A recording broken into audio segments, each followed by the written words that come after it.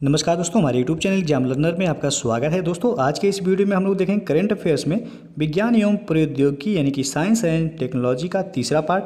इसके पहले हम 2 पार्ट अपलोड कर चुके हैं, तो जो लोग नहीं देखे हैं डिस्क्रिप्शन में लिंक आपको मिल जाएगा, वहाँ से आप देख सकते हैं। तो दोस्तों, वीडियो को लाइक शेयर कर दीजिएगा और चैनल पर पहली बार आए हैं तो चैनल को सब्सक्राइब करके साथ में बेल आइकन को प्रेस जरूर कर लीजिएगा, जिससे आने वाले अगले वीडियो का नोटिफिकेशन आपको पहले मिल जाए। और इसका PDF आपको हमारे टेलीग्राम चैनल पर मिल जाएगा। नीचे डिस्क्रिप्शन में टेलीग्राम का लिंक भी दे दिया गया है, आप वहाँ से ज्वाइन करके PDF डाउनलोड कर सकते हैं। तो चलिए शुरू करते हैं। पिछले 2 वीडियो में हम लोग 40 प्रश्नों को हल कर लिए हैं। उसके आगे से आज हम लोग देखेंगे 41 क्वेश्चन नंबर से। तो क्वेश्चन है आपका कि निम्नलिखित कथनों पर विचार कीजिए। पहला है, सहयोग ऐप की शुरुआत भारत सरकार द्वारा IIT बॉम्बे की सहायता से की गई है। दूसरा है, इस ऐप पर कोविड-19 समर्पित अस्पतालों ICMR की परीक्षण प्रयोगशालाओं और क्वारंटाइन शिविरों के संबंध में सूचना एकत्र की गई है। तो उपयुक्त कथनों में से कौन सा सही है वह बताना है आपको। तो इसका सही जो आंसर हो जाएगा आपका ऑप्शन बी से हो जाएगा। केवल 2 जो कथन वो है आपका सही है, यानी कि इस ऐप पर कोविड-19 समर्पित अस्पतालों ICMR की परीक्षण प्रयोगशालाओं और क्वारंटाइन शिविरों के संबंध में सूचना एकत्र की गई है। भारतीय सर्वेक्षण यानी कि सर्वे ऑफ इंडिया ने सरकारी एजेंसियों और स्वास्थ्य देखभाल पेशेवरों को कोविड-19 के प्रकोप के दौरान महत्वपूर्ण निर्णय लेने में मदद करने के लिए अनिवार्य आंकड़ों की आवश्यकता को ध्यान में रखते हुए बुनियादी ढांचा पर डेटा एकत्र करने के लिए एक नया प्लेटफॉर्म तैयार किया है और इस प्लेटफॉर्म का समर्थन करने के लिए सहयोग नामक एक मोबाइल एप्लीकेशन भी बनाई है। तो पहला कथन वह आपका सही नहीं है। दूसरा वह आपका कि इस प्लेटफॉर्म पर बायोमेडिकल वेस्ट डिस्पोजल यानी कि कोविड-19 समर्पित अस्पतालों Indian council of medical research यानी कि ICMR की परीक्षण प्रयोगशालाओं और क्वारंटाइन शिविरों के संबंध में जानकारी एकीकृत की जाएगी। तो दूसरा वह आपका सही है। तो आपका विकल्प बी से हो जाएगा। केवल 2 कथन आपका सही है। अगला प्रश्न है आपका, निम्नलिखित में से किस संस्था ने कोविड-19 के परीक्षण हेतु कोवसैक नामक कियास्क विकसित किया है। तो इसका सही आंसर होगा आपका ऑप्शन सी, रक्षा अनुसंधान एवं विकास प्रयोगशाला। हाल ही में हैदराबाद स्थित रक्षा अनुसंधान एवं विकास प्रयोगशाला यानी कि defence research and development laboratory DRDL short form में से कहा जाता है, ने कोविड-19 परीक्षण के लिए नमूना संग्रहालय हेतु कोवसैक नाम से एक कियास्क विकसित किया है। और कोवसैक संदिग्ध संक्रमित रोगियों से कोविड-19 नमूने प्राप्त करने के लिए स्वास्थ्य कर्मियों के उपयोग हेतु काफ़ी महत्वपूर्ण है। तो आपका सी ऑप्शन यहाँ से हो जाएगा कि कोवसैक वह रक्षा अनुसंधान एवं विकास प्रयोगशाला द्वारा विकसित किया गया। अगला प्रश्न है, इनएक्टिवेटेड वायरस वैक्सीन के संदर्भ में निम्नलिखित कथनों पर विचार कीजिए। पहला है कि इस तकनीकी के तहत वायरस की प्रजनन क्षमता को नष्ट कर दिया जाता है। दूसरा है, इस तकनीकी का प्रयोग विश्व में पहली बार कोरोना वायरस की वैक्सीन बनाने में किया जाएगा। तीसरा है, इस वैक्सीन में विषाणुओं के मृत होने के कारण इसके मानव शरीर में प्रवेश होने से प्रतिरक्षा प्रणाली द्वारा कोई प्रतिक्रिया नहीं होती है। तो उपयुक्त कथनों में से कौन सा सही नहीं है यह आपको बताना है। सही नहीं है कौन सा कथन। तो इसका जो सही आंसर हो जाएगा ऑप्शन बी से हो जाएगा। 2 और 3 कथन है आपका सही नहीं है। पहला कथन है आपका सही है। तो देखते हैं। पहला कथन है कि इस तकनीकी के तहत वायरस की प्रजनन क्षमता को नष्ट कर दिया जाता है। तो ये कथन है आपका सही है। इस प्रक्रिया में पहले बड़ी संख्या में विषाणुओं का संवर्धन किया जाता है, फिर उनकी प्रजनन क्षमता को नष्ट कर दिया जाता है। तो ये आपका सही हो जाएगा। दूसरा इससे पहले पोलियो और रेबीज के लिए इनएक्टिवेटेड वैक्सीन का निर्माण यानी कि विकास इसी प्रकार किया गया था। तो दूसरा वह आपका सही नहीं है। तीसरा इस वैक्सीन के मानव शरीर में प्रवेश होने से प्रतिरक्षा प्रणाली द्वारा एंटीबॉडीज का उत्सर्जन किया जाता है। अतः आपका तीसरा भी वह आपका गलत हो जाएगा। तो आपसे पूछा गया है कौन सा सही नहीं है। तो दूसरा और तीसरा वह सही नहीं है, यानी कि विकल्प बी वह आपका सही हो जाएगा। अगला प्रश्न है आपका कि हाल ही में शोधकर्ताओं द्वारा भारत के 4 राज्यों केंद्र शासित प्रदेशों की चमगादड़ों के नमूने में कोरोना वायरस के नए प्रकार की खोज की गई है। इस संबंध में राज्यों का कौन जोड़ा सही है। तो इसका सही आंसर होगा ऑप्शन बी वह सही हो जाएगा। केरल, हिमाचल प्रदेश, तमिलनाडु और पुदुचेरी। भारतीय चिकित्सा अनुसंधान परिषद ICMR ने भारत के 4 राज्यों में चमगादड़ों के नमूनों में बैट कोरोना वायरस होने की पुष्टि की है और वैज्ञानिकों के अनुसार भारत में पाए गए कोरोना वायरस के नए प्रकार की लगभग 95% विशेषताएं चीन के वुहान शहर में उत्पन्न वायरस से मिलती है। इस अध्ययन में वैज्ञानिकों ने भारत के 10 राज्यों यानी कि केंद्र शासित प्रदेशों में मौजूद चमगादड़ की 2 प्रजातियों के नमूने एकत्रित किए थे, जिनमें पिट्रोपस एवं रोसेट्स प्रजाति के चमगादड़ों के नमूने लिए थे। ICMR के वैज्ञानिकों ने भारत के 4 राज्यों केंद्र शासित प्रदेशों में चमगादड़ों में वैट कोरोना वायरस की पुष्टि की है, जिसमें केरल, हिमाचल प्रदेश, तीसरा तमिलनाडु और चौथा जो है आपका पुदुचेरी शामिल है। तो बी जो ऑप्शन आपका सही हो जाएगा, केरल, हिमाचल प्रदेश, तमिलनाडु और पुदुचेरी। अगला प्रश्न है, निम्नलिखित महामारियों पर विचार कीजिए। पहला है ब्लैक डेथ, दूसरा है स्पेनिश फ्लू, तीसरा है जस्टिनियन प्लेग, चौथा है रिफ्ट वैली फीवर।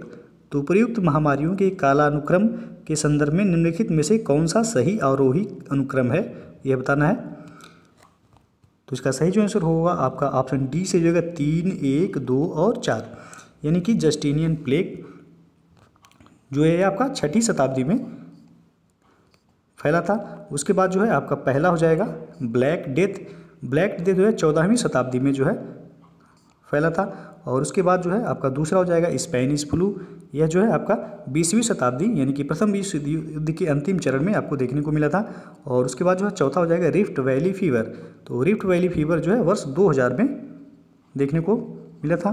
तो ये जो है आपका सही कालानुक्रम हो जाएगा 3, 1, 2, 4। अगला प्रश्न है आपका, निम्नलिखित में से कौन सा पोर्टल एप्लीकेशन कोविड-19 से संबंधित नहीं है।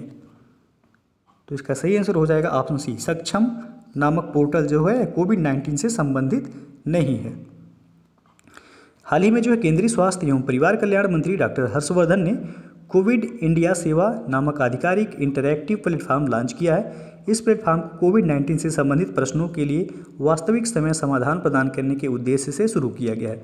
और इस प्लेटफॉर्म में प्रशिक्षित विशेषज्ञों की एक टीम वास्तविक समय में वह लोगों के सवालों का जवाब देगी और कोविड-19 से मुकाबला करने के लिए भारत सरकार द्वारा तकनीक का काफ़ी प्रयोग किया जा रहा है। इस संबंध में सरकार ने कई ऑनलाइन पोर्टल और एप्लीकेशन लॉन्च किए हैं। इसमें एकीकृत सरकार ऑनलाइन प्रशिक्षण है जिसको iGOT कहा जाता है, और पोर्टल और युक्ति पोर्टल और आरोग्य सेतु ऐप जो है इसमें शामिल है। तो सक्षम जो है यह शिक्षा विभाग हरियाणा सरकार द्वारा आरंभ किया गया एक शैक्षणिक पोर्टल है। तो यह कोरोना वायरस यानी कि कोविड-19 से संबंधित नहीं है, एक शैक्षिक यानी कि शिक्षा विभाग द्वारा जो है यह जारी किया गया एक पोर्टल है। अगला प्रश्न है आपका, वर्चुअल बायोप्सी के संदर्भ में निम्नलिखित कथनों पर विचार कीजिए। पहला, किसकी सहायता से शरीर में बिना किसी शल्य उपकरण को प्रवेश कराए त्वचा के ट्यूमर का पता लगाया जा सकता है। दूसरा, इस प्रक्रिया में ध्वनि कंपन और इंफ्रारेड किरणों का प्रयोग किया जाता है। तो उपर्युक्त कथनों में से कौन सा सही है यह बताना है। तो इसका सही जो आंसर होगा ऑप्शन सी, 1 और 2 दोनों कथन जो है आपका सही है। हाल ही में वैज्ञानिकों ने एक ऐसा वर्चुअल बायोप्सी उपकरण विकसित किया है जिसे शरीर में बिना किसी उपकरण को प्रवेश किए ही त्वचा के ट्यूमर की कैंसर का पता लगाया जा सकता है। कैंसर के इलाज की दिशा में यह एक महत्वपूर्ण उपलब्धि है। तो पहला जो है कथन ये आपका सही हो जाता है। और वर्चुअल बायोप्सी जो है एक ऐसी प्रक्रिया है जिसमें ध्वनि कंपन और इंफ्रारेड किरणों की सहायता से छुरी के प्रयोग के बिना त्वचा की घाव की गहराई और गंभीरता का पता लगाया जाता है। और यह प्रक्रिया अतिशीघ्र ही जो है यानी कि लगभग 15 मिनट में ही पूरी हो जाती है। तो ये जो है दूसरा कथन भी आपका सही हो जाएगा, सी विकल्प जो है आपका सही हो जाएगा यहाँ। अगला प्रश्न है आपका, ओनिकोमाइकोसिस के संदर्भ में निम्नलिखित कथनों पर विचार कीजिए। पहला है, यह सामान्यतः जीवों के पैरों और हाथों के नाखूनों में होने वाला कवकीय संक्रमण यानी कि फंगल इन्फेक्शन है। दूसरा है, यह संक्रमण हाथों के नाखूनों की तुलना में पैरों के नाखूनों को अधिक प्रभावित करता है। तो उपयुक्त कथनों में से कौन सा सही है यह बताना है आपको। तो इसका सही जो आंसर हो जाएगा ऑप्शन सी से हो जाएगा, 1 और 2 दोनों कथन जो है आपका सही है। यानी कि अब देख सकते हैं यहाँ कि एक पहला जो है वह यह सामान्यतः जो है जीवों के पैरों और हाथों के नाखूनों में होने वाला कवकीय संक्रमण है जो कि ट्राइकोफाइटन रूब्रम नामक कवक के कारण होता है। अतः जो है ये पहला जो है आपका कथन जो है वह सही होगा। और दूसरा जो है कि इसके कारण नाखून जो है टूटने लगते हैं, उनका रंग जो है मलिन हो जाता है और नाखूनों के आकार में भी विकृति उत्पन्न हो जाती है। यह संक्रमण हाथों के नाखूनों की तुलना में पैरों के नाखूनों को अत्यधिक प्रभावित करता है क्योंकि पैरों के नाखूनों की वृद्धि धीमी गति से होती है और रक्त आपूर्ति कम होती है और प्रायः जो ये अंधेरे और नम वातावरण के संपर्क में रहते हैं तथा ये सभी परिस्थितियां जो है कवक वृद्धि के अनुकूल होती हैं। तो दूसरा भी जो है आपका कथन सही हो जाएगा। तो यहाँ दोनों ही कथन जो है आपका सही है। तो सी विकल्प जो है आपका सही हो जाएगा, 1 और 2 दोनों सही है। अगला प्रश्न है आरोग्य पाचा के संदर्भ में निम्नलिखित कथनों पर विचार कीजिए। पहला है कि यह नीलगिरी पहाड़ियों पर पाया जाने वाला एक औषधीय पौधा है।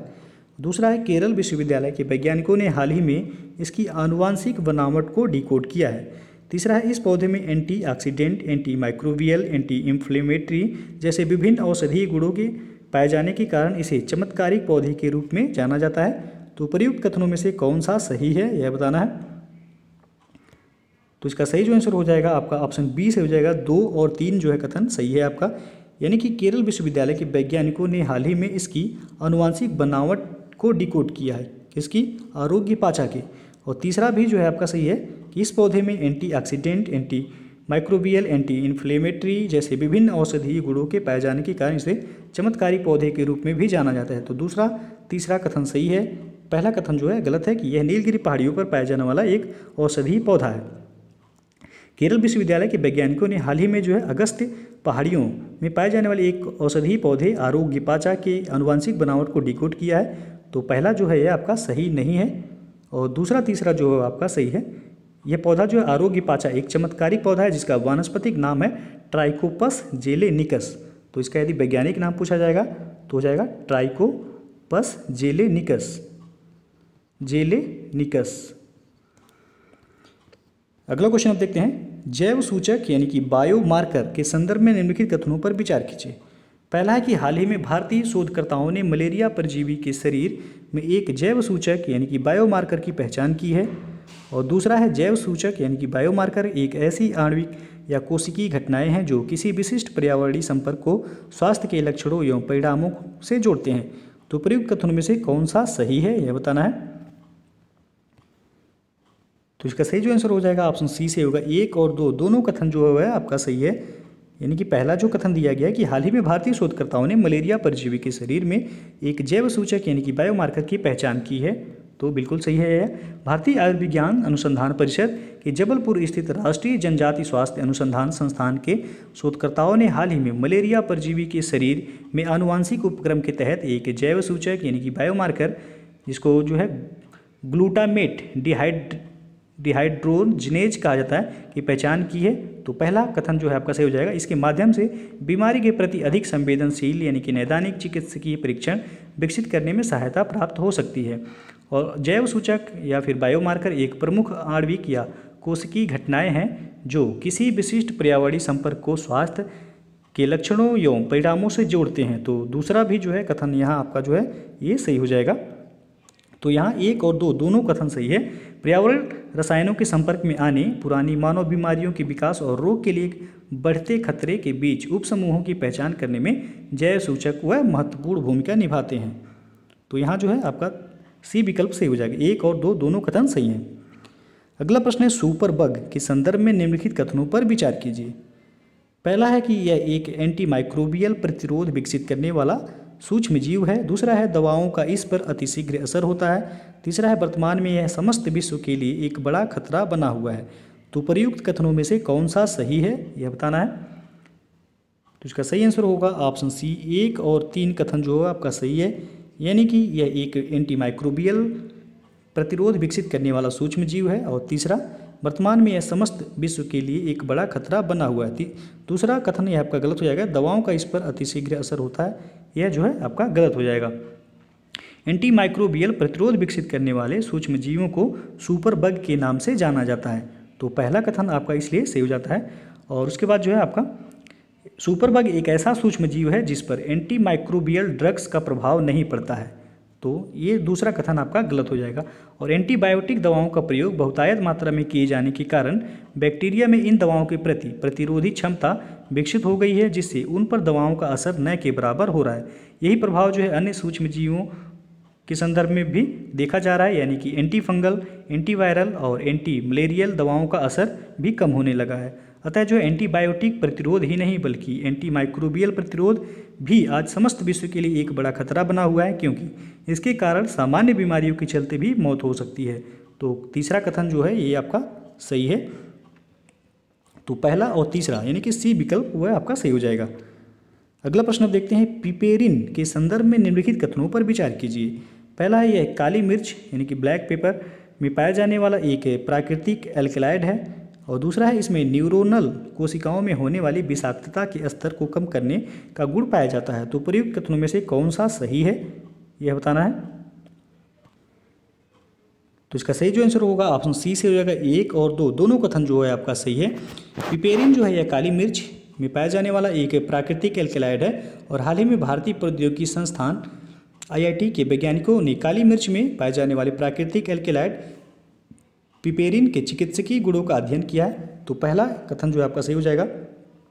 और दूसरा जो है कि अध्ययन के अनुसार पिपेरिन में संगुणित RNA के संपर्क में आकर न्यूरोनल कोशिकाओं में होने वाली विषाक्तता के स्तर को कम करने का गुण पाया जाता है। तो दूसरा जो है आपका ये भी सही हो जाता है। पिपेरिन में जो है एंटी कार्सिनोजेनिक और एंटीऑक्सीडेंट, नेफ्रॉन प्रोटेक्टिव और एंटी डिप्रेसेंट और न्यूरोप्रोटेक्टिव आदि गुण पाए जाते हैं, इसलिए इनकी चिकित्सकीय क्षमता जो है महत्वपूर्ण होती है। तो यहाँ आपसे जो है सी विकल्प सही हो जाएगा। 1 और 2 दोनों कथन जो है वह पिपेरिन के संदर्भ में सही है। अगला प्रश्न आपका, आइंस्टीन चुनौती संबंधित है किससे। तो इसका सही आंसर होगा ऑप्शन डी, महात्मा गांधी के आदर्शों को अमर बनाने से। न्यूयॉर्क टाइम्स में प्रकाशित भारत और विश्व को क्यों है गांधी की जरूरत शीर्षक वाले भारत के एक आलेख के अनुसार भावी पीढ़ियां महात्मा गांधी के उद्देश्यों को कैसे याद रख सकें, इसके लिए आइंस्टाइन चुनौती की पेशकश की गई। इस चुनौती का मुख्य उद्देश्य महात्मा गांधी के आदर्शों को अमर बनाना है, और इसके लिए विचारकों, उद्यमियों और तकनीकी विशेषज्ञों से अपील की गई कि वे आगे आएँ और नवाचार के माध्यम से महात्मा गांधी के विचारों को प्रसारित करें। तो यहाँ जो है आपका डी ऑप्शन सही हो जाएगा कि आइंस्टाइन चुनौती किससे संबंधित है। तो आप जो है भौतिक विज्ञान के क्षेत्र में सुधारों से मत लगाइएगा, गलत हो जाएगा। इसका सही आंसर होगा महात्मा गांधी के आदर्शों को अमर बनाने से है। अगला प्रश्न है आपका, पायजन फायर कोरल के संदर्भ में निम्नलिखित कथनों पर विचार कीजिए। पहला है कि यह पेड़ों की जड़ों और मिट्टी में पाया जाता है। दूसरा है यह त्वचा के माध्यम से मानव शरीर में प्रवेश कर सकता है। तीसरा है इस कवक का मूल स्थान जापान और कोरिया प्रायद्वीप है। तो प्रयुक्त कथनों में से कौन से सही हैं। तो इसका सही आंसर हो जाएगा ऑप्शन डी, 1, 2, 3 तीनों ही जो है कथन सही है आपका। यह कवक जो है चमकते लाल रंग का जहर उगलता है, जिससे इसका रंग लाल होता है। यह पेड़ों की जड़ों और मिट्टी में भी पाया जाता है।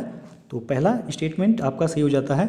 उसके बाद इस कवक के स्पर्श यानी कि छूने मात्र से त्वचा लाल रंग की हो जाती है, साथ ही इससे सूजन भी हो सकती है। और इस कवक में 8 ऐसे यौगिक हैं जिन्हें त्वचा अवशोषित कर सकती है, साथ ही यह त्वचा के माध्यम से मानव शरीर में प्रवेश कर सकता है। तो दूसरा भी ये आपका सही हो जाएगा।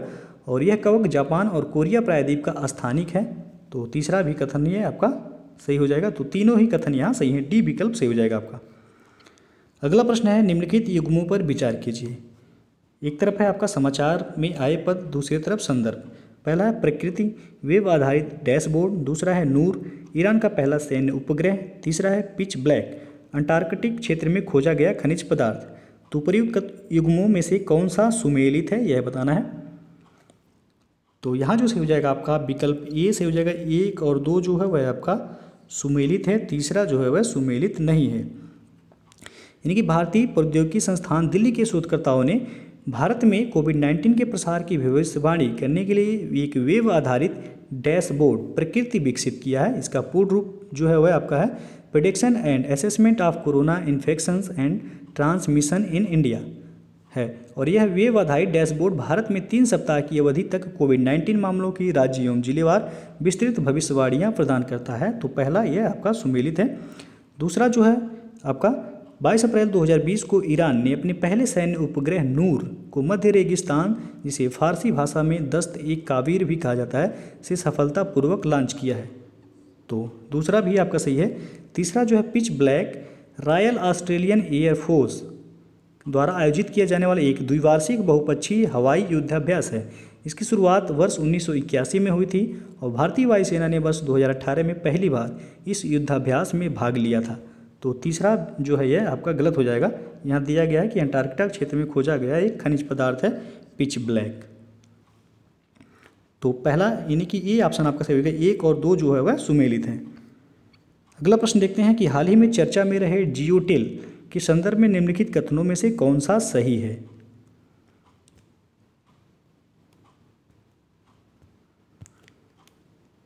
पहला दिया गया है आपका, यह अंतरिक्ष में पर्यवेक्षण का एक सर्वोत्तम क्षेत्र है। उसके बाद दूसरा है कि यह एक ऐसा क्षेत्र है जो सूर्य और पृथ्वी के बीच पारस्परिक सौर वायु के प्रभाव से उत्पन्न होता है। तीसरा, यह रिलायंस जियो का एक नया वेंचर है। तो यहाँ जो है आपको नीचे दिए गए कोड का प्रयोग करके सही विकल्प का जो है चयन करना है। तो इसका सही आंसर होगा ऑप्शन बी, 1 और 2 कथन जो है वह आपका सही है। यानी कि यह अंतरिक्ष में पर्यवेक्षण का एक सर्वोत्तम क्षेत्र है और यह एक ऐसा क्षेत्र है जो सूर्य और पृथ्वी के बीच पारस्परिक सौर वायु के प्रभाव से उत्पन्न होता है। तीसरा जो है आपका ये गलत है।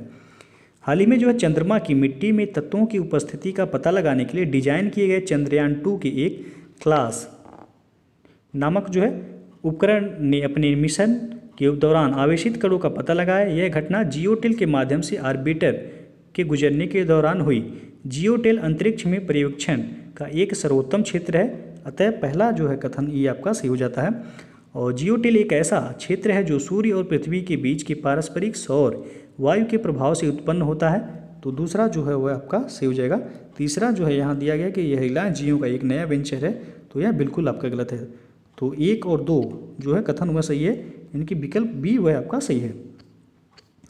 अगला प्रश्न है, जेमिनी के संदर्भ में निम्नलिखित कथनों पर विचार कीजिए। पहला है, इसका उद्देश्य आपदा संबंधी चेतावनी और आपातकालीन जानकारियां उपलब्ध करवाना है। दूसरा है, इसका संचालन भारतीय राष्ट्रीय महासागर सूचना सेवा केंद्र और भारतीय विमानपत्तन प्राधिकरण द्वारा किया जाएगा। तीसरा है, इसे पर्यावरण वन और जलवायु परिवर्तन मंत्रालय द्वारा लॉन्च किया गया है। तो प्रयुक्त कथनों में से कौन सा सही है यह बताना है। तो इसका सही आंसर होगा ऑप्शन ए, यानी कि केवल 1 और 2 कथन जो है आपका सही है। गगन आधारित समुद्री संचालन और जानकारी जेमिनी उपकरण का उद्देश्य जो है आपदा संबंधी चेतावनी, आपातकालीन जानकारियां और मछली संभावित क्षेत्रों की पहचान करना है। तो पहला कथन ये आपका सही हो जाता है। और इसका संचालन भारतीय राष्ट्रीय महासागर सूचना सेवा केंद्र और भारतीय विमानपत्तन प्राधिकरण द्वारा किया जाएगा। तो दूसरा भी कथन जो है आपका सही है। और इसका शुभारंभ पर्यावरण वन और जलवायु परिवर्तन मंत्रालय द्वारा नहीं बल्कि पृथ्वी विज्ञान मंत्रालय द्वारा किया गया है। तो तीसरा कथन ये आपका गलत हो जाएगा। तो आपका ए विकल्प सही होगा। 1 और 2 कथन वह आपका सही है। अगला क्वेश्चन है, विश्व दृष्टि रिपोर्ट के संबंध में निम्नलिखित कथनों पर विचार कीजिए। पहला है, यह रिपोर्ट विश्व स्वास्थ्य संगठन द्वारा प्रकाशित की जाती है। दूसरा, पहली बार यह रिपोर्ट वर्ष 2004 में प्रकाशित हुई थी। तो प्रयुक्त कथनों में से कौन सा सही है। तो इसका सही आंसर हो जाएगा ऑप्शन ए, केवल 1 कथन जो वह सही है आपका, यानी कि यह रिपोर्ट विश्व स्वास्थ्य संगठन द्वारा प्रकाशित की जाती है। हाल ही में विश्व स्वास्थ्य संगठन वर्ल्ड हेल्थ ऑर्गेनाइजेशन यानी कि WHO द्वारा विश्व दृष्टि रिपोर्ट जारी की गई है। तो यह कथन जो है आपका सही हो जाता है। और यह रिपोर्ट पहली बार जारी की गई है, अतः दूसरा कथन जो है वो आपका सही नहीं है।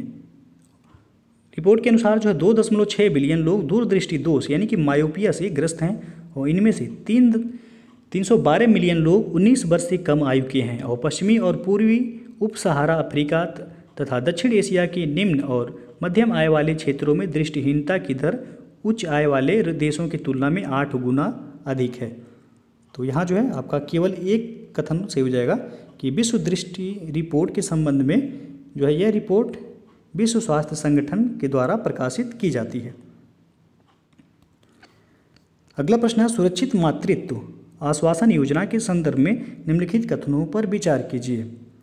तो सुरक्षित मातृत्व आश्वासन योजना, पहला है, यह योजना महिला एवं बाल विकास मंत्रालय से संबंधित है। दूसरा है, इसका उद्देश्य मातृ और शिशु मृत्यु की रोकथाम, भुगतान रहित तथा सम्मानजनक और गुणवत्तापूर्ण चिकित्सा सुविधा उपलब्ध कराना है। तो प्रयुक्त कथनों में से कौन सा सही है। तो इसका सही आंसर होगा ऑप्शन बी, केवल 2 कथन जो है आपका सही है, यानी कि उसका उद्देश्य जो है वह मातृ और शिशु मृत्यु की रोकथाम, भुगतान रहित तथा सम्मानजनक और गुणवत्तापूर्ण चिकित्सा सुविधा उपलब्ध कराना है। यह योजना जो है स्वास्थ्य एवं परिवार कल्याण मंत्रालय से संबंधित है। तो पहला जो है ये आपका गलत हो जाएगा। यहाँ दिया गया कि यह योजना महिला एवं बाल विकास मंत्रालय से संबंधित है। और देश में जो है मातृत्व मृत्यु दर एवं शिशु मृत्यु दर में कमी लाना इसका उद्देश्य है। और मातृ और शिशु मृत्यु की रोकथाम, भुगतान रहित तथा सम्मानजनक और गुणवत्तापूर्ण चिकित्सा सुविधा उपलब्ध कराना भी इसका उद्देश्य है। तो ये कथन जो है दूसरा आपका सही होगा। तो पूछा गया है कि कौन सा सही है, तो केवल 2 जो है वह सही है, बी ऑप्शन सही हो जाएगा। अगला प्रश्न है एरिथ्रोपोइटिन क्या है? तो इसका सही आंसर हो जाएगा ऑप्शन ए। एरिथ्रोपोइटिन एक हार्मोन है। एरिथ्रोपोइटिन जिसे हेमेटोपोइटिन या फिर हेमोपोइटिन कहा जाता है, मुख्य रूप से गुर्दे की कोशिकाओं द्वारा उत्पादित हार्मोन है जो लाल रक्त कोशिकाओं के उत्पादन को बढ़ाने में सहायता करता है। तो जो है ये ऑप्शन आपका सही हो जाएगा। एरिथ्रोपोइटिन क्या है? तो यह एक हार्मोन है। अगला प्रश्न है स्क्वेरिन के संदर्भ में निम्नलिखित कथनों पर विचार कीजिए। पहला है स्क्वेरिन का प्रयोग तांबे को क्षरण से बचाने के लिए किया जाता है। दूसरा है स्क्वेरिन की मूल प्रकृति जल स्नेही होती है। और तीसरा है स्क्वेरिन का उपयोग फ्लोटिंग फिल्म ट्रांसफर मेथड तकनीक में किया जाता है। तो प्रयुक्त कथनों में से कौन सा सही है? तो इसका सही आंसर हो जाएगा ऑप्शन सी। 1 और 3 जो है वह कथन सही है, यानी कि स्क्वेरिन का प्रयोग तांबे के क्षरण से बचाने के लिए किया जाता है और स्क्वेरिन का उपयोग फ्लोटिंग फिल्म ट्रांसफर मेथड तकनीकी में किया जाता है। दूसरा कथन जो है आपका गलत है। हाल ही में जो IIT BHU वाराणसी के शोधकर्ताओं ने तांबे को क्षरण से बचाने के लिए फ्लोटिंग फिल्म ट्रांसफर मेथड का प्रयोग किया। इस विधि के अंतर्गत एक कार्बनिक पदार्थ स्क्वेरिन की बहुत पतली फिल्म प्राप्त करके उसे तांबे से निर्मित पदार्थों पर कई परतों के रूप में लपेटा जाता है। तो जो है ये पहला और तीसरा यहाँ से हो जाएगा, दूसरा जो है वह गलत हो जाएगा। तो सी विकल्प सही होगा। 1 और 3 जो है वह सही है। अगला प्रश्न है ग्लोबल सल्फर कैप के संदर्भ में निम्नलिखित कथनों पर विचार कीजिए। पहला है कि इसे अंतर्राष्ट्रीय सामुद्रिक संगठन यानी कि IMO द्वारा लागू किया गया है। दूसरा है इसके तहत जहाज़ों के ईंधन में प्रयोग होने वाले सल्फर के प्रयोग में 0.50% मास बाई मास की कटौती की जाएगी। उपर्युक्त कथनों में से कौन सा सही है? तो इसका सही आंसर हो जाएगा ऑप्शन सी। 1 और 2 दोनों कथन जो है वो आपका सही है। IMO ने पर्यावरणीय प्रभाव तथा जलवायु परिवर्तन को ध्यान में रखते हुए ग्लोबल सल्फर कैप के अंतर्गत 1 जनवरी 2020 से सल्फर ऑक्साइड के उत्सर्जन में कटौती करने का निर्णय लिया है। तो यहाँ पहला ऑप्शन आपका सही हो जाता है। और इसके द्वारा निर्धारित उत्सर्जन नियंत्रण क्षेत्र से बाहर संचालित किसी जहाज में प्रयुक्त ईंधन में सल्फर की मात्रा में 0.50% यानी कि मास बाई मास की कमी की जाएगी। तो दूसरा भी जो है आपका सही हो जाएगा। तो सी विकल्प सही हो जाएगा। 1 और 2 दोनों कथन वह सही है। अगला प्रश्न है आपका कि कैंडिडा ऑरिस क्या है? तो इसका सही आंसर हो जाएगा ऑप्शन बी। कैंडिडा ऑरिस जो है एक कवक है। दुनिया भर में कवक के संक्रमण से होने वाली बीमारी की पहचान की जा रही है और कवक को कैंडिडा ऑरिस के रूप में नामित किया गया है जो कमजोर प्रतिरक्षा प्रणाली वाले लोगों पर हमला करता है। और पिछले 5 वर्षों में इसकी पहचान Venezuela, Spain, Britain, Bharat, Kuwait, Pakistan और दक्षिण अफ्रीका में की गई है। और कैंडिडा ऑरिस नामक कवक शरीर में ब्लड स्ट्रीम के जरिए फैलता है और इसने एंटी फंगल दवाइयों के प्रति रेसिस्टेंस बना लिया है और यह एक जानलेवा बीमारी है। तो आपसे यहाँ पूछा गया है कि कैंडिडा ऑरिस क्या है? तो यह एक जो है कवक है। बी विकल्प सही हो जाएगा आपका। अगला प्रश्न है PCS1X के संदर्भ में निम्नलिखित कथनों पर विचार कीजिए। पहला है कि इसे दिसंबर 2015 में शुरू किया गया था। दूसरा है इसे मुंबई स्थित लॉजिस्टिक्स समूह JM बक्सी ग्रुप द्वारा विकसित किया गया है। तो प्रयुक्त कथनों में से कौन सा सही है? तो यहाँ से हो जाएगा आपका कथन यानी कि बी विकल्प सही होगा। केवल 2 कथन जो है आपका सही है कि इसे मुंबई स्थित लॉजिस्टिक्स समूह JM बक्सी ग्रुप द्वारा विकसित किया गया है। भारत ने दिसंबर 2018 में बंदरगाहों पर एक पोर्ट कम्युनिटी सिस्टम जिसको PCS1X कहा जाता है शुरू किया गया है। तो पहला जो है वह आपका गलत हो जाएगा। और PCS1X एक क्लाउड आधारित तकनीक है जो कि PCS1X engine, work flow, mobile application, track और ट्रेस, बेहतर उपयोगकर्ता इंटरफेस, सुरक्षा सुविधाओं आदि की सूचना प्रदान करता है और समावेशन को बेहतर बनाता है। और PCS1X की एक अनूठी विशेषता यह है कि यह थर्ड पार्टी सॉफ्टवेयर को जोड़ सकता है जो समुद्री उद्योग के लिए सेवाएं प्रदान करता है। इससे धारकों को सेवाएं की व्यापक नेटवर्क तक पहुंचने भी मदद मिलती है और यह भुगतान की सुविधा भी प्रदान करता है, जिससे बैंक द्वारा भुगतान प्रणाली पर निर्भरता कम होती है। और PCS1X जो है एक डाटाबेस प्रदान करता है जो कि सभी लेन देन के लिए एकल डेटा बिंदु के रूप में कार्य करता है और इसे मुंबई स्थित लॉजिस्टिक्स समूह JM बख्शी ग्रुप द्वारा विकसित किया गया है। तो यहाँ जो है केवल दूसरा कथन जो है आपका सही है, बी ऑप्शन सही हो जाएगा, केवल 2। और नेक्स्ट क्वेश्चन आपका कि नेपाल ने हाल ही में किस देश से अपना पहला उपग्रह सफलतापूर्वक प्रक्षेपित किया है? तो इसका सही आंसर होगा ऑप्शन सी, अमेरिका से।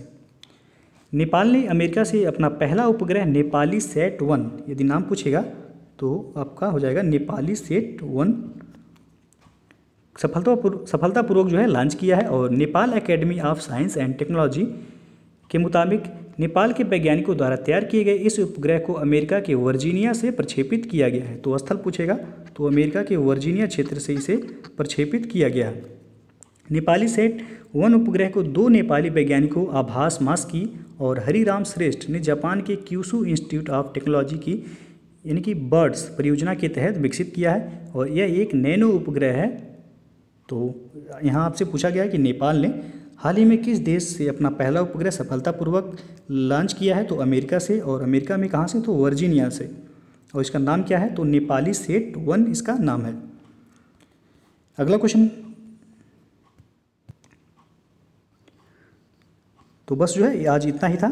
तो आज हम लोगों ने इसमें करीब 25 क्वेश्चन को जो है आज हम लोगों ने हल किया।